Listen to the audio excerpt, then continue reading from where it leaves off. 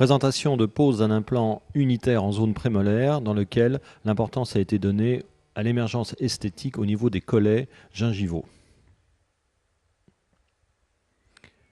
Après un nettoyage à la bétadine cutanée et bétadine buccale, l'anesthésie a été faite en vestibulaire et en palatin avec de la scandicaïne adrénalinée.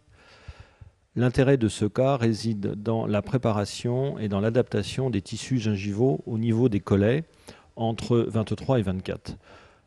Nous utilisons dans le cas présent un carottage de gencives permettant de délimiter de façon très précise une partie gingivale correspondant très précisément à la zone d'émergence du futur implant.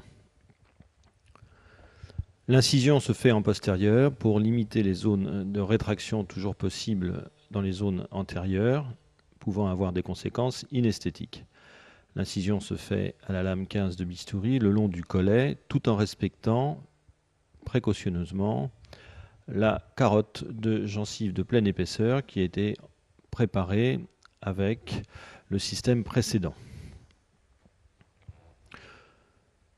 Nous procédons ensuite au décollement prudent de l'ensemble du tissu mucopériosté de pleine épaisseur en respectant les papilles, car ces éléments viendront là encore s'adapter au niveau gingival précis de l'implant. Progressivement, la table vestibulaire est mise en évidence. Nous procédons de la même façon en zone palatine. On voit donc très nettement l'épaisseur de gencive correspondant à environ 1,8-2 mm d'épaisseur qui sera bien sûr retirée avant la mise en place de l'implant. Ce volume correspond très précisément au diamètre d'émergence de l'implant.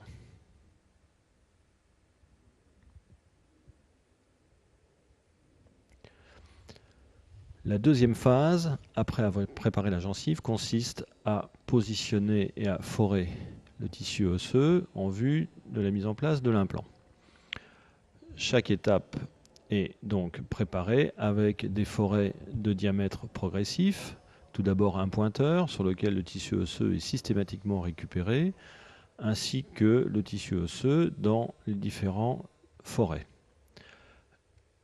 Le forage de la zone implantaire se fait sous irrigation à vitesse relativement douce, avec contrôle bien entendu de l'axe du forage déterminant le positionnement du futur implant.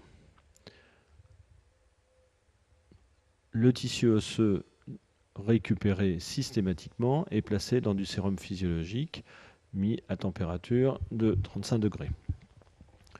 On vérifie bien entendu la hauteur du futur implant, en l'occurrence ici une graduation de 10 mm pour un implant de 10 mm de long. Il est toujours possible de faire un forage légèrement surdimensionné de 10,5 pour éviter toute compression osseuse dans le fût préimplantaire. Le dernier foret est placé et permet d'éliminer les derniers débris osseux. Un rinçage systématique est effectué pour là encore éliminer tout débris osseux restant dans le fût implantaire. Un implant de 10 mm sur 4,1 est positionné dans un conditionnement stérile et une traçabilité écrite naturellement. L'implant est retiré de son double emballage stérile et présenté sans contact avec les autres éléments buccaux au niveau de l'orifice d'entrée. Il est inséré à une vitesse lente de 15 à 20 tours par minute. Il est bloqué au niveau de la crête de façon à un profil d'émergence adapté, vérifié par rapport au collet des dents adjacentes. Les différents copeaux d'os récupérés lors des forages seront dans le cas présent utilisés et positionnés comme une greffe osseuse autologue, mise en place sur la table vestibulaire qui, comme vous l'avez constaté, présente une légère concavité. Ceci est uniquement à but esthétique pour avoir un relief et un bombé intéressant, car dans le cas présent, l'implant est totalement enfoui dans la masse maxillaire. Il suffit ensuite de repositionner la papille qui viendra s'adapter de part et d'autre du collet de l'implant. Une vis de couverture est positionnée très légèrement au-dessus de la muqueuse et des points séparés Vicryl 4.0 résorbables mis en zone postérieure fermeront l'ensemble du plan de fermeture muco de pleine épaisseur. Quelques points sont également effectués au niveau des papilles, de façon à avoir une très bonne herméticité post-opératoire. Ces fils seront retirés 10 jours après l'intervention.